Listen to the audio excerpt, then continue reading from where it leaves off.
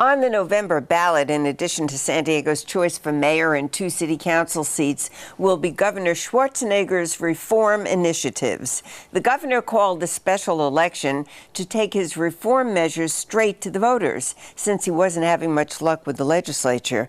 Tonight, we talk about the prospects for the governor's reform agenda with a Republican and a Democrat who are active in politics. Welcome to Republican Mark Price. You are co-chair of Schwarzenegger's California Reform Coalition. Democrat Larry Remer, a political consultant and president of the Primacy Group. So, Mark, let's first clarify, what is the governor's agenda and why did he need a special election to get it through? Well, the governor, as you recall, was elected to reform the state of California, which needs reform. He has 3 propositions on the ballot.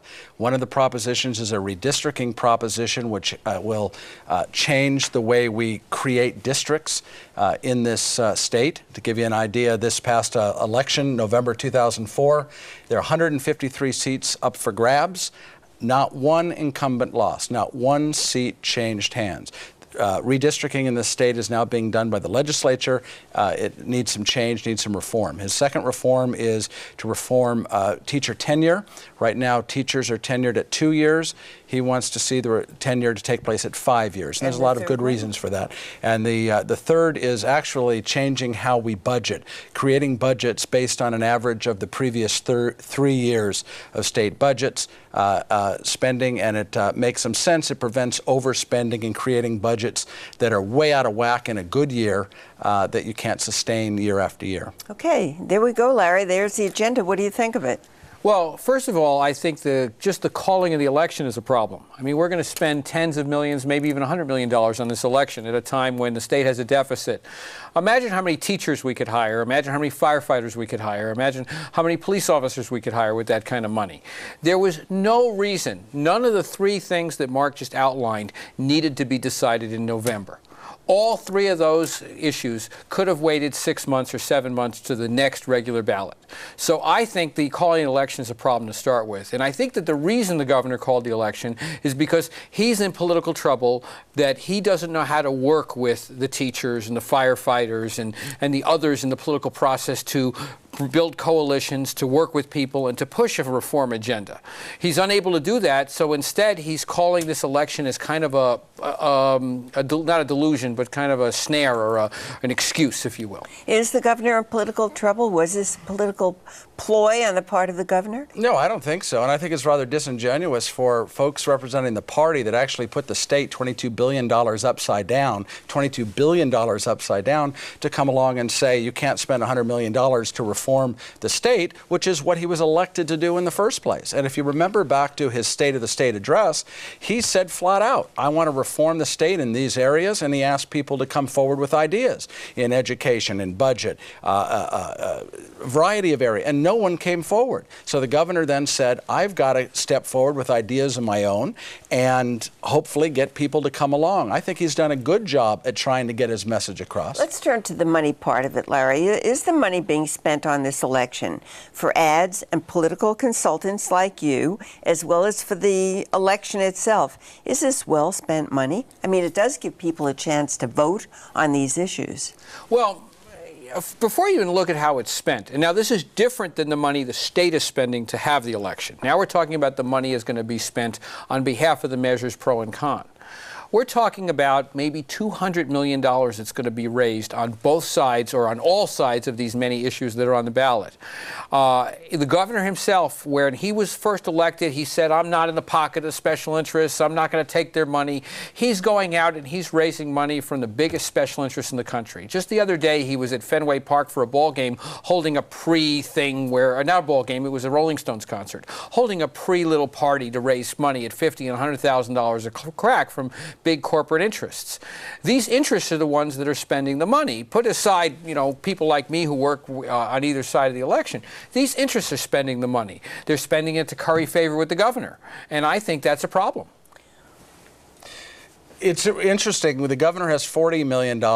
The special interests that Larry refers to have $200 million, and they don't even think that's enough. So they're going back to their own members, their own union members, and hitting them up for more money to spend against the governor. And they've already spent tens of millions of dollars over the last few months attacking the governor, not only politically, but personally. But all this money that the two of you were talking about really is meant to educate the voters, is it not? Are the voters engaged, or have they had too much of the coverage of the governor coming to them for decision making? Has the governor just come too many times? I would like to believe that in a perfect world, the money would be spent to educate the voters. But I think it's being spent, especially on the special interest side, to sway the voters. To have folks come out and say the governor stole $2 billion. What nonsense that is. That is disingenuous. It's not even close to real, A.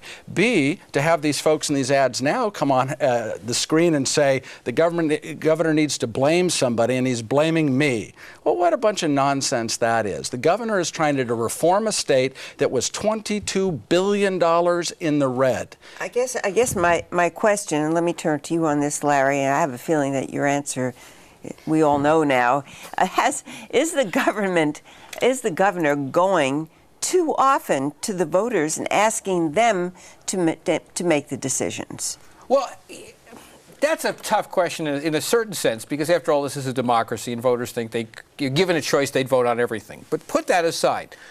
What I think the governor is doing is the governor has failed to govern. The governor was elected. I think there was a lot of good feeling for him. He pretended to be a centrist. And when the time came to be a centrist and to pull a coalition together, and specifically to stand up to the right wing in the Republican Party and the left wing in the Democratic Party and build a center coalition, he caved in. He folded. And instead of coming up with a true reform plan that would raise taxes and cut services, he borrowed. He did the exact same thing to cover the $22 billion deficit that Mark's talking about that Gray Davis did. He went to the voters and he got permission to borrow more money. So he's a borrow and spend governor. You know, it is interesting that the governor has tried to work with the legislature. He has gone to the legislature. They don't like his ideas, and so he's putting it out to the voters, which is the exact thing he should do. And it's a shame that the legislature won't work better together, which is why one of his reforms is redistricting. Under redistricting, instead of the legislators creating their own districts, it puts it in the hands of a retired judge panel to make a decision, trying to take the politics out of it so we can create fair districts. What happens when you have fair districts? The issues actually get debated. Folks from both sides have to compete for their seats. Polls show, however, that of all of the measures, the one that only really seems to have significant support is the one that requires teachers to have 5 years in service before they get tenure rather than 2 years. What chance do the two of you think the governor has of getting voter approval for his ballot measures? I'll start with you, Mark, and then go to Larry. I'd like to think he has terrific opportunity to, as soon as he starts getting his message out there. If you noticed, he hasn't spent his money yet because he has so little money compared to what they have. So he's waiting until he gets closer to the election to get his message out. And I think once he does, people are going to see. To me, it's a no-brainer. I actually can't see why Larry here would even find anything wrong with these propositions. What do you find wrong with a proposition that forces the legislature to make decisions based on the money that they have, as opposed to spending our children's and our grandchildren's money? I think they're already forced to do that. The legislature is required to balance the budget every year. The legislature is required to make these decisions. If we don't like the legislature, we should get rid of the legislature. They're not required, but last 5 seconds. But they're not required to spend more money than they have, and that's what they can. $1.10 for every dollar they take in, and that's wrong. Well, then we should talk to the Republican right about changing the tax equation. I have to thank you both at this time. Our time is up. Thank you very much, Larry Reamer and Mark Price.